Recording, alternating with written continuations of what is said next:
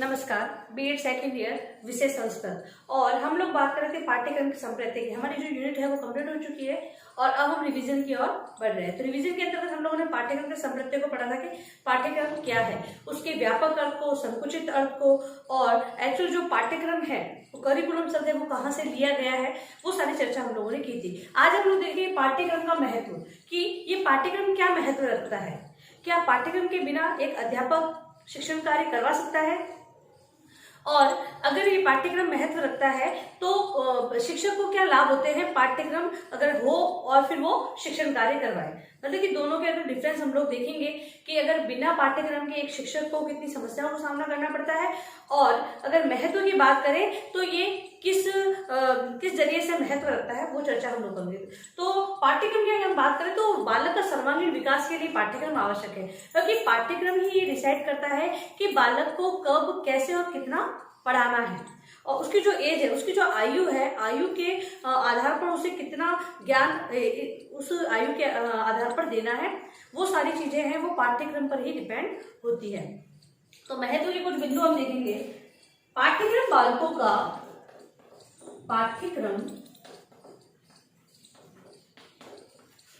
बालकों का सर्वांगीण विकास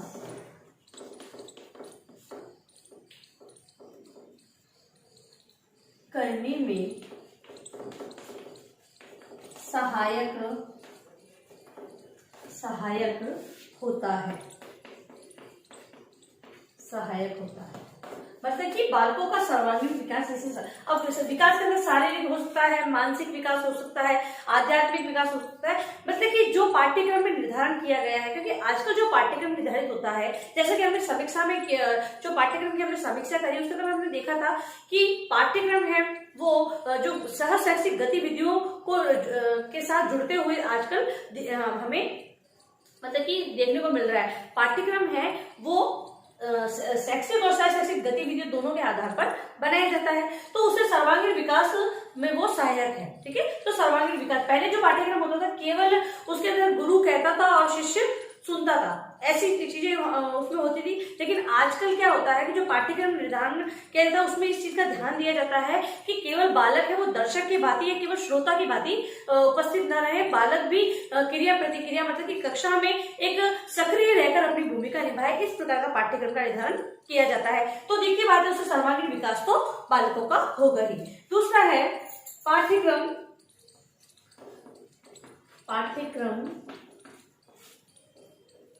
पठन पाठन को क्रमबद्ध बनाता है। कैसे क्रमबद्ध? मतलब कि जैसे कि आज पहला पाठ है, अभी छोटी कक्षा में हम बच्चों को ये सिखाते हैं, ठीक है। उसके बाद हम उनको बिना मात्रा वाले शब्द सिखाते हैं, फिर मात्रा वाले शब्द सिखाते हैं, फिर जाकर उन्हें पाठ पढ़ना सिखाते हैं। तो ये क्रमबद्धता है वो पाठ्यक्रम के अंतर्गत निर्धारित होती है। तो पाठ्यक्रम का निर्धारण नहीं होगा, एक ट्यूशन में पढ़ाना और एक कक्षा में पढ़ाना, ठीक है, औपचारिक और अनौपचारिक ढंग दोनों से पढ़ाने में अगर हम बात करें औपचारिक की, तो औपचारिक में बच्चा है वो क्रमबद्धता से सीखता है, और अनौपचारिक के अंतर्गत जो ट्यूशन क्लासेस के अंदर पढ़ाया जाता है वहां पर बालक को बेसिक कितना आता है उसके आधार पर उसे पढ़ा दिया जाता है। लेकिन जो औपचारिक ढंग जो विद्यालय में पढ़ाया जाता है वहां पर बालक को कितना आता है कितना नहीं आता है उससे कोई मतलब नहीं है। बालक जिस उम्र का है उसी के आधार पर उसका पाठ्यक्रम निर्धारित होता है और बालक उसी के अकॉर्डिंग पढ़ता है। तो यहाँ पर ये पाठ्यक्रम है वो पठन पाठन को मतलब पढ़ने पढ़ाने को क्रमबद्धता प्रदान करता है। नेक्स्ट है पाठ्यक्रम विद्यार्थियों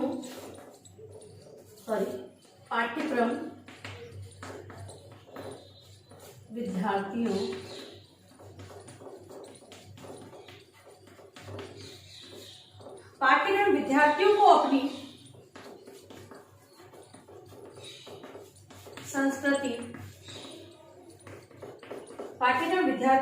संस्कृति परंपराओं आदि का ज्ञान प्रदान करता है।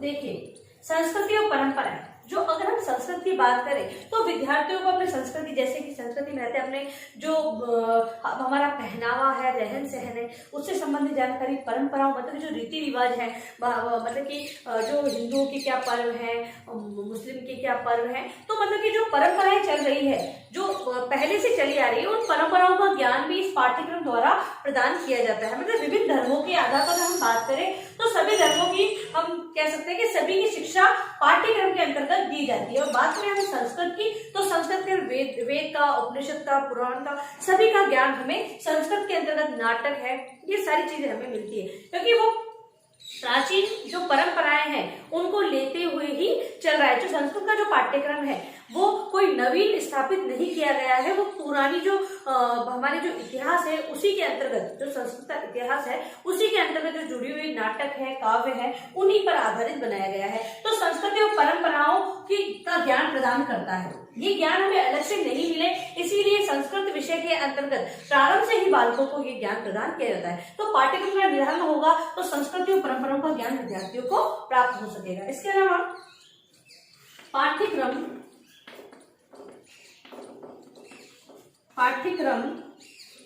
विद्यार्थियों में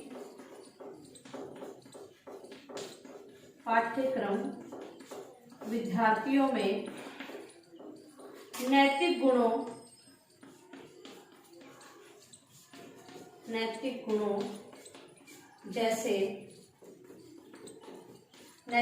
जैसे सत्य, विनम्रता,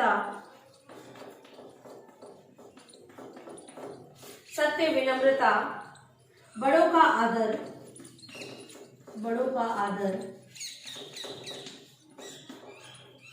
सहानुभूति,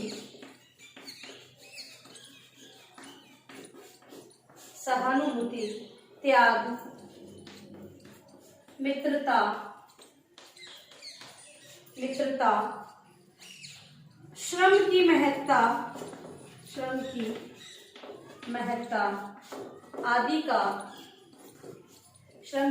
आदि का विकास करता है।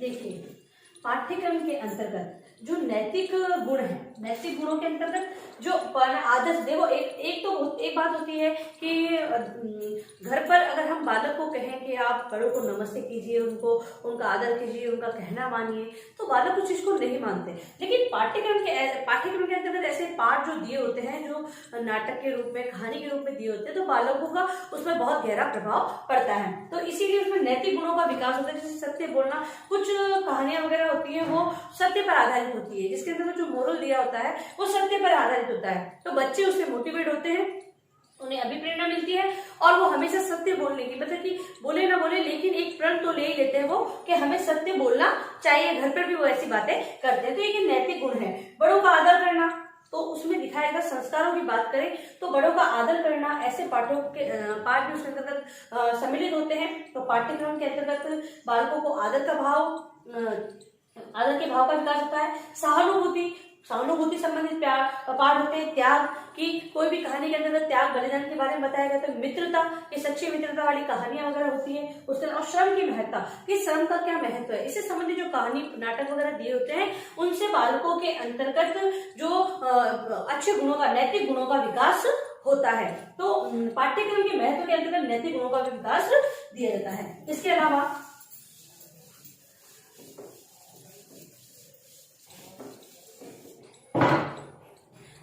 पाठ्यक्रम वह साधन है, पाठ्यक्रम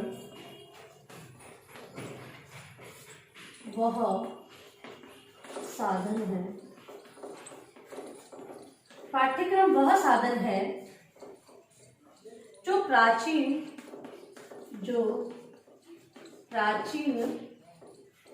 ज्ञान को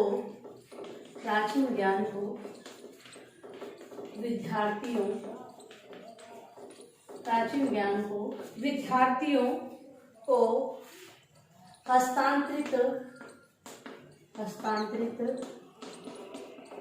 करता है। मतलब कि पाठ्यक्रम, जैसे कि हमने बात की थी संस्कृति और परंपराओं का ज्ञान विद्यार्थियों को दिया जाता है, तो वही चीज है कि प्राचीन ज्ञान, जो प्राचीन ज्ञान मतलब संस्कृत साहित्य की अगर हम बात करें तो उसका जो प्राचीन ज्ञान है, प्राचीन इतिहास है साहित्य के बारे में, वो विद्यार्थियों को इसी पाठ्यक्रम के द्वारा प्रदान किया जाता है। क्योंकि पाठ्यक्रम में मैंने जैसे बताया कि आयु के आधार पर बच्चों को किस प्रकार ज्ञान दिया जाता है। जैसे कि संस्कृत है तो संस्कृत में भाई अगर पाठ पढ़ना बच्चा सीख गया है तो क्या आगे भी कक्षाओं में बच्चों को पाठ पढ़ना तो नहीं सिखाया जाएगा ना, क्योंकि वो सीख चुका है। तो उसे अब संस्कृत है क्या, संस्कृत का प्राचीन इतिहास क्या है, उसका ज्ञान दिया जाएगा। तो पाठ्यक्रम के अंतर्गत स्टेप बाय स्टेप ये चीजें दी होती है कि अब आगामी कक्षाओं में बच्चों को किस प्रकार पढ़ाया जाए, किस प्रकार का ज्ञान प्रदान किया जाए, उनका जो स्तर है उसके आधार पर वो कितनी क्षमता रखते हैं बालक उस ज्ञान को लेने की। तो प्राचीन ज्ञान विद्यार्थियों को दिया जाता है। फिर है पाठ्यक्रम, नेक्स्ट है पाठ्यक्रम विद्यार्थियों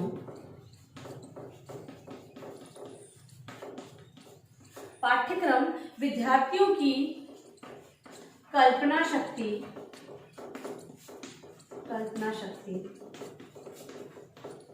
तर्क शक्ति और विचार शक्ति का विकास करता है, और विचार शक्ति का विकास करता है। देखिए दूसरी बात है कल्पना शक्ति, तर्क शक्ति और विचार शक्ति। इन तीनों का विकास भी पाठ्यक्रम के आधार पर होता है। कैसे, तो बच्चे अगर किसी चीज को सुनते हैं, समझते हैं, तो वो आगे भी उसकी कल्पना करते हैं कि भविष्य में भी इन चीजों को हम देख सकते हैं। या फिर अगर हम कहें कि बच्चों को कोई पाठ पढ़ाया जाता है तो वो किसी और स्तर पर उस पाठ मतलब कि और पाठों को पढ़ने में उनकी रुचि उत्पन्न होती है और वो कल्पना करने लग जाते, प्रारंभ हो जाता है उनका कि भाई अगर ऐसा हो तो ऐसा भी हो सकता है। मतलब कि वो भविष्य में वो कल्पनाएं करना प्रारंभ कर देते हैं। तर्क शक्ति मतलब कि वो एक उससे संबंधित अपने विचार है, तर्क वितर्क वो करना सीख जाते हैं कि सही और गलत की पहचान उन्हें इस पाठ्यक्रम के द्वारा हो जाती है। क्योंकि एक तो बच्चा एक चीज को पढ़ता है तो उसी को ग्रहण कर रहा है आदर्श रूप में, लेकिन बच्चे के समक्ष बहुत अलग अलग पाठों का हम समझ प्रस्तुत करते हैं तो वो उसके अंतर्गत सही और गलत का फर्क पहचानने लग जाते हैं। नेक्स्ट है पाठ्यक्रम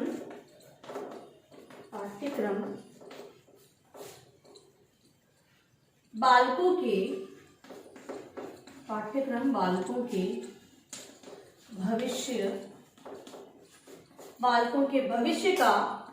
भविष्य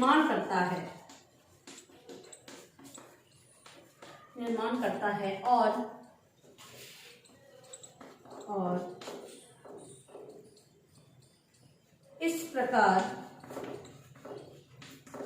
इस प्रकार उनके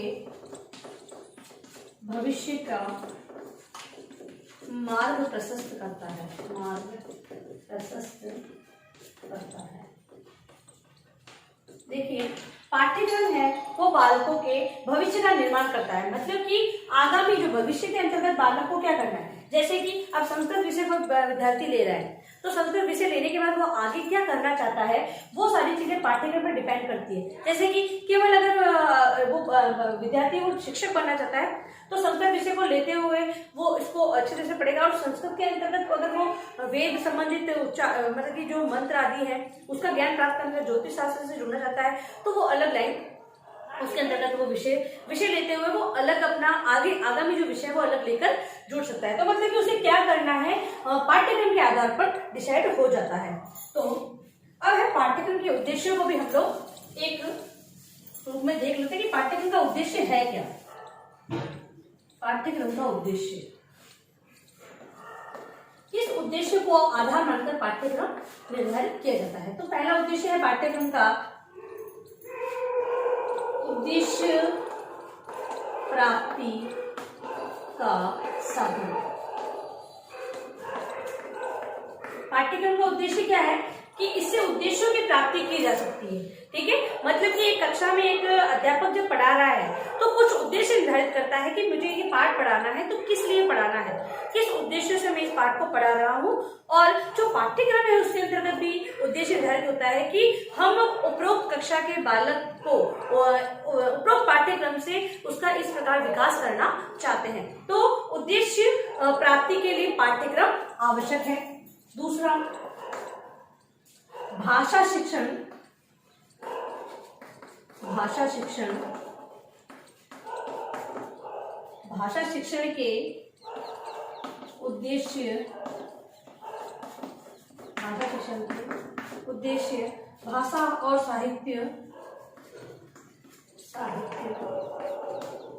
दोनों से, भाषा और साहित्य दोनों से संबंधित होने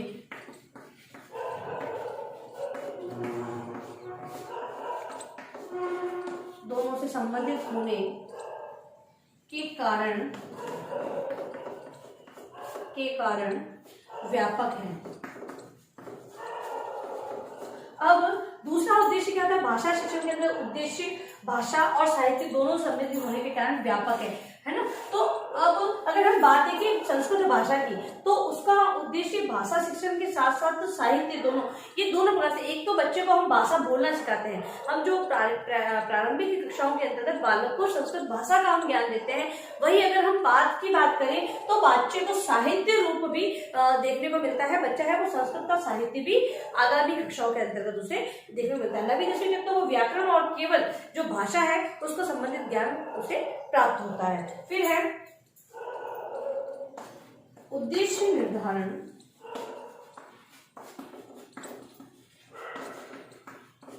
उद्देश्य निर्धारण में पाठ्य वस्तु, उद्देश्य निर्धारण में पाठ्य वस्तु, तत्व और विषय वस्तु और जीवन मूल्यों को ध्यान में रखना आवश्यक है। दूसरी बात है कि उद्देश्य निर्धारण के अंदर तीसरी बात क्या ध्यान रखनी पड़ती है कि पाठ्य वस्तु तत्व, जो पाठों के अंदर जो विषय वस्तु है वो तत्व दे रखे हैं, उनमें जीवन मूल्यों को ध्यान रखना होता है कि जो वास्तविक जीवन मूल्य है, जैसे हम बात करते हैं संस्कृति की, परंपराओं की, तो उसका जो नैतिक मूल्य क्या है, मतलब कि विधिगत, मतलब अगर बात करें कि बच्चों को हम आदर्श रूप में किस प्रकार सिखाएं, अगर कोई पार्ट अगर इसके अंदर इंक्लूड किया जा रहा है पाठ्यक्रम के अंतर्गत, तो वो ऐसा नहीं होना चाहिए कि जीवन मूल्यों पर आधारित ना हो, क्योंकि बच्चा है वो व्यवहारिक ज्ञान को लेगा। अगर बच्चों को बनावटीपन हम सिखाएंगे तो बच्चा उसी प्रकार से ट्रीट होगा। तो पाठ्यक्रम के अंदर विषय वस्तु है, पाठ्य वस्तु, उसका उद्देश्य क्या होना चाहिए, वो जीवन मूल्यों को ध्यान में रखकर बनाया जाए, ये बात का ध्यान रखा जाए। अगर हम बात करें ज्ञान की, इसके अंदर जो उद्देश्य होते हैं, इसके अंदर ज्ञान की बात करें हम, जो हम निर्धारित करते हैं विषय के अंदर ज्ञान, तो ज्ञान को दो प्रकार से बांटा गया है। ज्ञान दो प्रकार से है, भाषा तत्वों का ज्ञान। अब उद्देश्य जो है हमने पाठ्यक्रम का उद्देश्य है बच्चों को ज्ञान प्रदान करना। ज्ञान के अंतर्गत भाषा तत्व और विषय वस्तु तत्व है, उसके बारे में हम चर्चा करेंगे। तो भाषा तत्वों का ज्ञान, और दूसरा है विषय वस्तु का ज्ञान, मतलब विषय वस्तु में कौन कौन सी चीजों को लिया गया है, और भाषा तत्वों के अंतर्गत विषय वस्तु का ज्ञान। इसके अंतर्गत दोनों के अंतर्गत अगर भाषा के अंदर तो उच्चारण, वर्तनी, शब्दार्थ, उपसर्ग, प्रत्यय, संधि, समास, और इसके अलावा संबंधी, इसके अलावा इन सभी का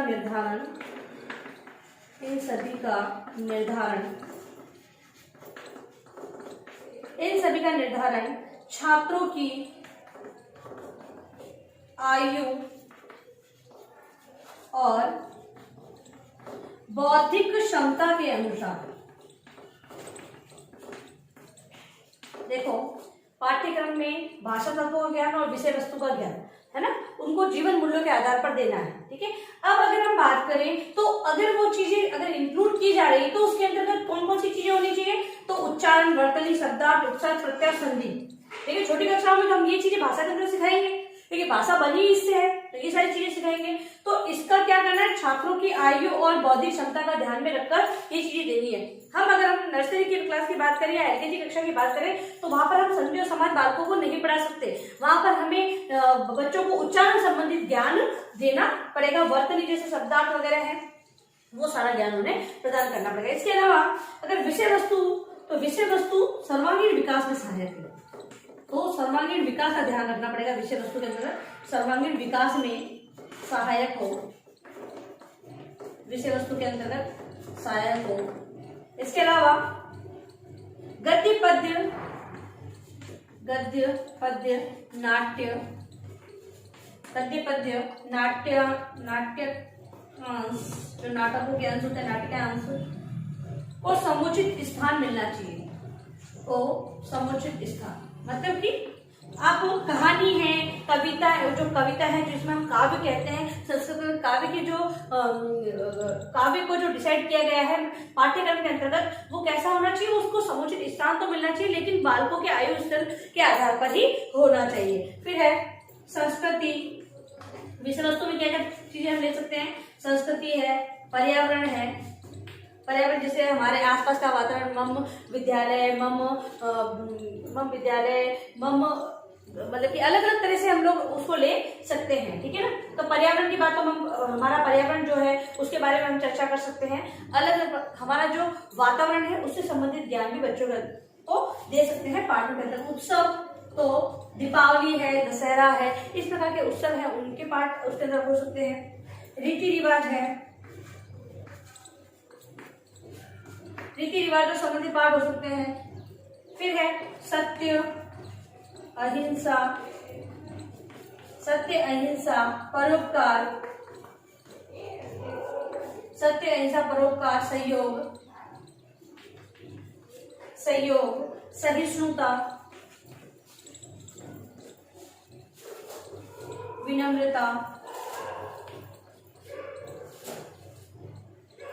क्षमता, शीलता।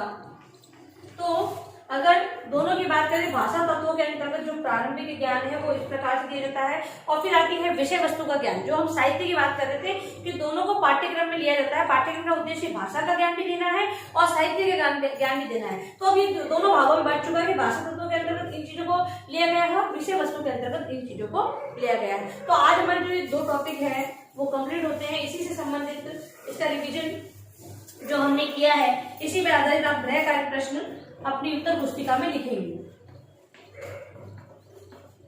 गृह कार्य प्रश्न के अंतर्गत आप पाठ्यक्रम का महत्व बताते हुए, पाठ्यक्रम का महत्व बताते हुए इसके निर्माण के उद्देश्य को स्पष्ट कीजिए। ठीक है, निबंधात्मक प्रश्न के रूप में आपके ये आ सकता है, तो आपको उसी रूप में उत्तर में लिखना है। और अंत में आप लोगों से निवेदन है कि इस महामारी के दौर में घर में ही रहिए, सुरक्षित रहिए। धन्यवाद।